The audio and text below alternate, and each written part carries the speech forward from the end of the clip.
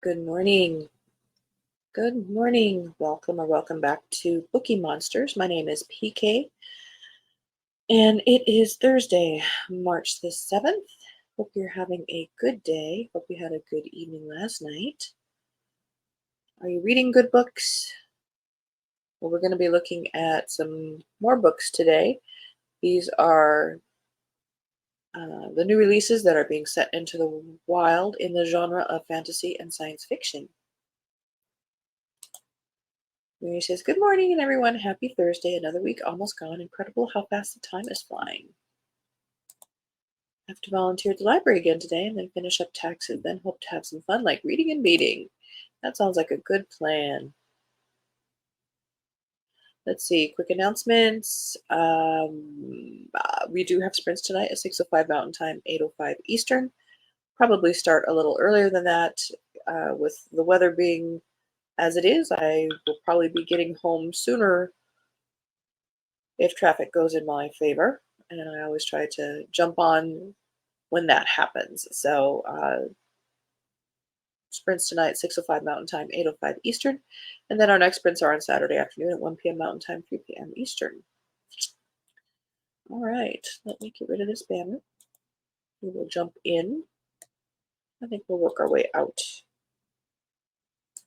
towards the middle.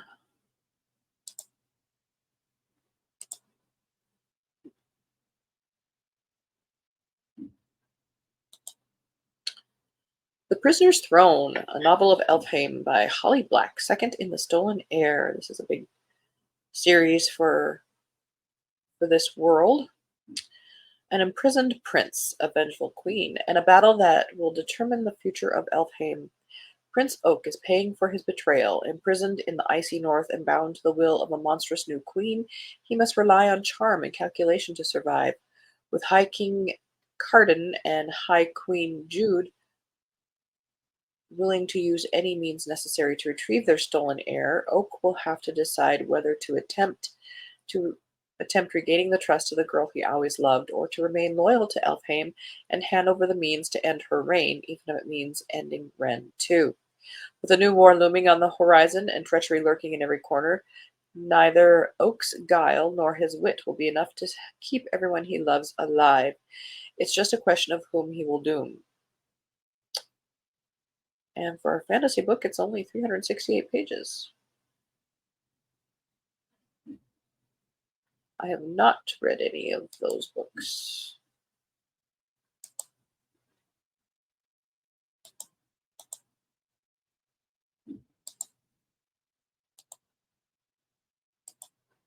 Seeing the sun for the first time in several days. Very nice. Yeah, we've got daylight savings this weekend. Weird. Heirs of Bone and Sea, a book apparently in the Dark Depths series by Kay Adams. And this one is under 300 pages, only 287 pages. What is this? You're supposed to be like 700 to 900 pages, people. Dive into the grand adventure of two young royals seeking to end the war between their two kingdoms. Climb the tower, kill the princess. Evan, princess, no, queen of Vaudiard, is on a revenge mission.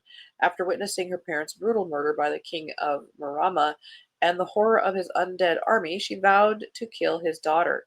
It'll be poetic justice and also take away his supernatural edge in the war.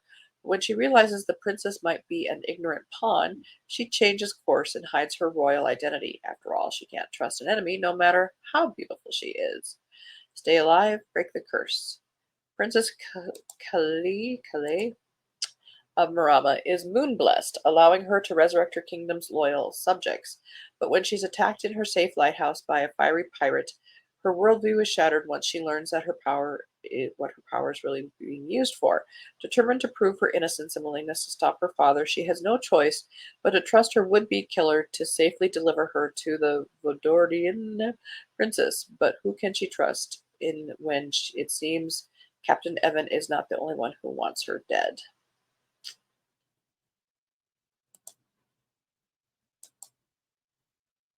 Yeah, I don't think that one's my cup of tea.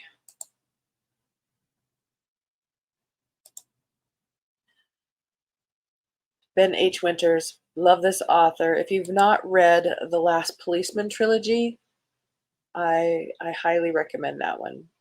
The world is going to end, and what do you do? Do you stop doing your job and do your bucket list? Do you commit suicide? Or, as the main character in The Last Policeman, do you do your job as a policeman until the end? It's a good book, good trilogy. This is called Big Time. This is a new one. What if time could be taken from us? The minutes, the hours, the years of our lives, extracted like organs taken for transplant. What would it mean for the world? And what would it do to the person from whom it's taken? Grace Burney is a mid-level bureaucrat in the Food and Drug Administration, a woman who once brimmed with purpose, but somehow turned into a middle-aged single mom with a dull government job and a melancholy sense that life has passed her by. Until the night a strange photo comes across her desk of a young woman in a hospital bed who has been subjected to a mysterious procedure. Against orders and against common sense, Grace sets out to bring the girl to safety and finds herself risking her job, her future, and her life on whether she can find the missing girl before an obsessive and violent mercenary who's also looking. Big Time is a fast-paced thriller and a metaphysical mystery about the very nature of our lives.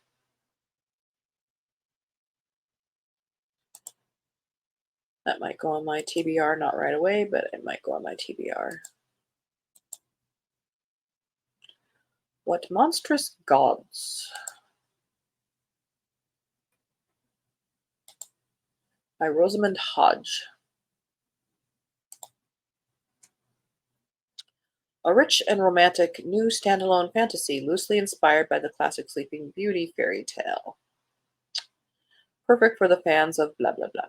Centuries ago, the heretic sorcerer Reuven raised a deadly briar around Runikia's palace, casting the royal family into an enchanted sleep and silencing the kingdom's gods. Born with a miraculous gift, Leah's destiny is to kill Reuben and wake the royals, but when she succeeds, she finds her duty is not yet complete, for now she must marry into the royal family and forge a pact with a god or die. To make matters even worse, Reuben's spirit is haunting her.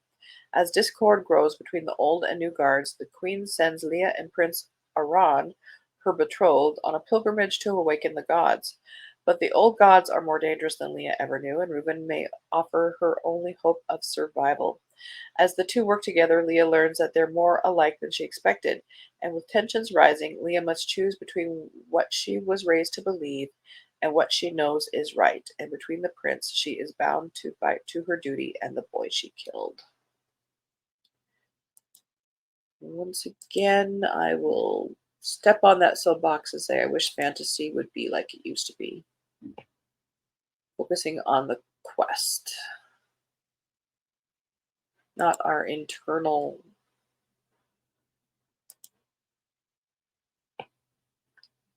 journey. But that's just me. Three Kinds of Lucky by Kim Harrison. This is first in the Shadow Age. Petra Grady has known since adolescence that she has no talent for magic, and that's never going to change. But as a sweeper first class, she's parlayed her rare ability to handle dross, the damaging magical waste generated by her more talented kin's spell work, into a decent life working at the Mages' University. Except Grady's relatively predictable life is about to be upended when the oblivious, sexy, and also out of reach Benedict Strom needs someone with her abilities for a research project studying dross and how to render it harmless. She's stuck working on his team, whether she wants to or not. Only Benedict doesn't understand the characteristics of dross like Grady does. After an unthinkable accident, she and Benedict are forced to go on the run to seek out the one person who might be able to help, an outcast exiled 10 years ago for the crime of using dross to cast spells. Now Grady must decide whether to stick with the magical status quo or embrace her own hidden talents and risk shattering their entire world. Now that I give kudos for, because it's an interesting angle on using magic. So many of them use magic, but what are the after stuff of using magic. That's very cool. Unfortunately, for me anyway, I wish lots of things were like they used to be. Yeah, coming to terms that they are not and won't ever be again. Indeed. Very true. The Encanto's Daughter by Melissa de la Cruz. A young woman claims the throne of a realm inspired by Filipino mythology. MJ Rodriguez has spent her life hiding in the human world, keeping a heavy secret. She's half Encanto. As the only child of King Vivencio of the Serena court, she's also next in line for the throne. And now, upon her estranged father's sudden death, MJ must claim her place as rightful heir. In wondrous Beringen, the road to the throne is paved with thorns. Without a reigning monarch, the realm has spiraled into disarray. MJ has to win over a backstabbing council that objects to a half-human ruler. And when it looks like her father's passing wasn't natural but possibly inflicted by a curse, she must hunt down the sorceress behind this merciless magic. In a bind, MJ forges an unlikely alliance with the striking Sir Lucas of the feared Sigbin court, and soon she loses her heart to the mysterious knight. But with peril looming over Bern, the princess must decide if she can both open herself to love and carry the weight of the crown. They're always princesses. Younger writers, as much as they say, oh, I'm a strong woman, they're always princesses. Rift in the Soul, a Soulwood novel by Faith Hunter. 6th in the Soulwood series. Nell Ingram and her team face a dire supernatural evil in this newest thrilling blah blah blah. Nell Ingram draws her powers from deep in the earth and uses them to help PSYLED, the Psychometric Law Enforcement Division, which solves paranormal crimes. When a local vampire, I'm out, calls to report a dead body on her compound, Nell knows she and her team have to be ready for anything. But the dead body is just the beginning of a mystery that involves supernaturals of all kinds, including some of the most powerful vampires in the country. As Nell gets closer to the truth, she begins to understand that the perpetrator is tracking her too, and that there's something personal about this crime, something with roots that go almost as deep as those in Soulwood.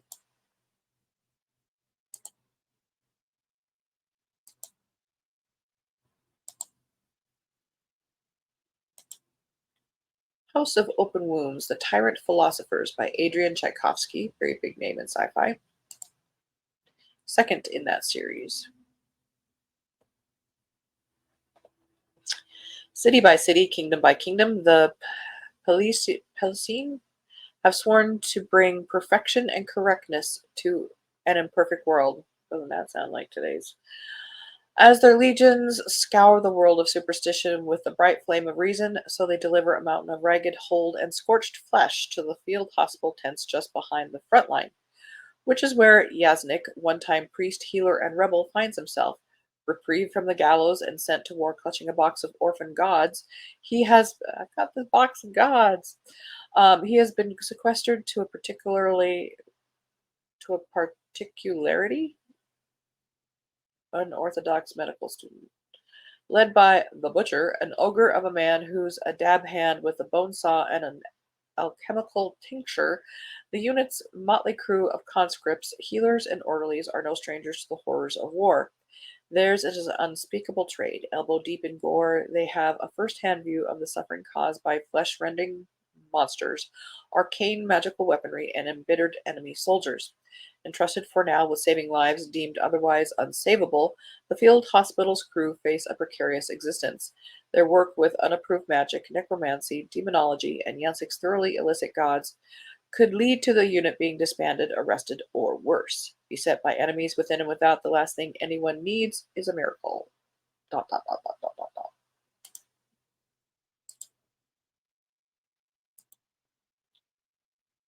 Baby X by Kira Peacock.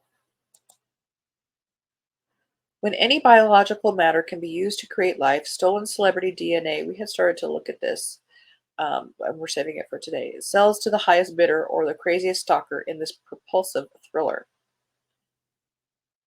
In the near future United States, where advanced technology can create egg or sperm from any person's cells, celebrities face the alarming potential of meeting biological children they never conceived. Famous singer Trace Thorn is tired of being targeted by the Vault, a black market site devoted to stealing DNA. Sick of paying ransom money for his own cell matter, he hires biosecurity guard Ember Ryan to ensure his biological safety. Ember will do anything she can to protect her clients. She knows all the Vault's tricks, discarded tissues, used straws, lipstick tubes, and has prevented countless DNA thefts. Working for Thorne, her focus becomes split when she begins to fall for him, not because she hasn't let anything slip, love or not, his DNA is safe. But when she and Thorne are confronted by a pregnant woman, Quinn, who claims that Thorne is the father of her baby, all bets are off. Now that's very cool. And I would not put it past that this will become reality.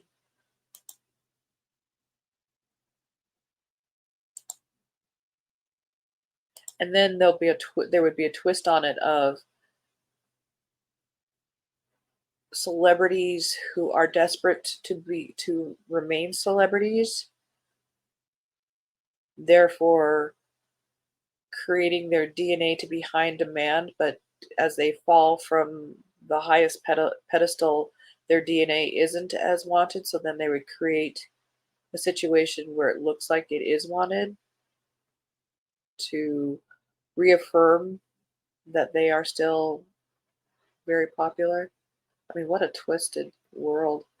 Aftermarket Afterlife, book number 13 in Encrypted series by Shannon McGuire.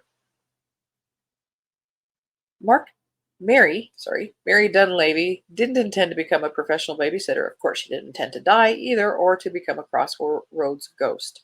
As a babysitting ghost, she's been caring for the Price family for 4 generations, and she's planning to keep doing the job for the better part of forever.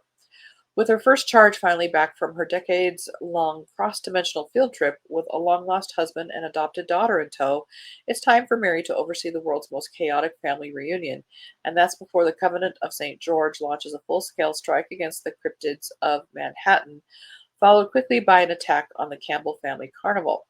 It's going to take every advantage and every they have ally they have for the prices to survive what's coming, and for Mary to avoid finding out the answer to a question she's never wanted to know. What happens to a babysitting ghost if she loses the people she's promised to protect? Well, she's out of a job and has to stand at the crossroads for a long time. A Reign of Ruin, A Cursed Crow by Lane Garrett. My reign is ruin to any who stand against me or mine. Darkness falls over Elfheim. Peace has come to an end. War threatens the realms. This crow does not bend. The fight has started. New enemies will fall. Death has come. The Dark Queen will answer the call. As the only royal left in the Dark Courts, the last crow, Perdita Darkmoor, reminds her enemies that no one takes from the Soul Eater and lives to tell the tale. Caught between the safety of her family and the protection of her people, Purdy fights against an invisible enemy as she launches a final rescue of her family. Pushed to the brink of life or death, Purdy is forced to either become the eater of souls or allow her family to die, all while trying to keep a very real war from erupting, coming from the mortal world and spilling into Elfheim, a consequence of opening the gate and inviting the madness in.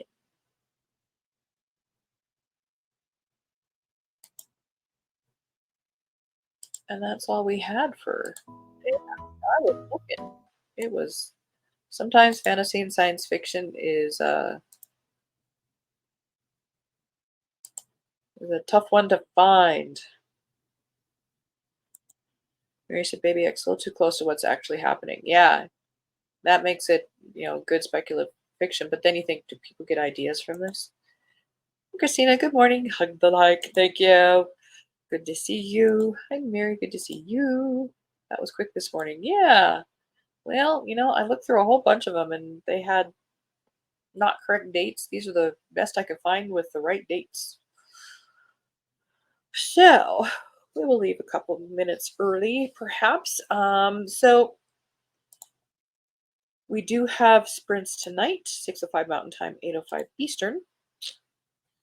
And then again on Saturday afternoon at 1 p.m. Mountain Time, 3 p.m. Eastern. Tomorrow's morning show is Freeform Friday, so we'll probably be looking at more cozy mysteries and whatever else catches our fancy on the freshfiction.com website that we didn't get to. The tea coffee cups you find are so pretty. They just offer up pretty ones on YouTube. I just find things that catch my fancy and are steaming. Thanks so much. Hope you have a great day, both of you. Hope to see you tonight if I remember. That's okay. We are just here if you need us. And thanks for the info. See you tonight. Absolutely. Thank you guys so much for being here. Hope you guys have a good Thursday. Take care of yourselves. Read good books. And as the banner says here, don't be a bookworm. Be a bookie monster. Nom nom. Have a good day and God bless. And if you missed watching it today because you're not a morning person, I do repost these in a couple hours so you can see what new releases are out there. God bless.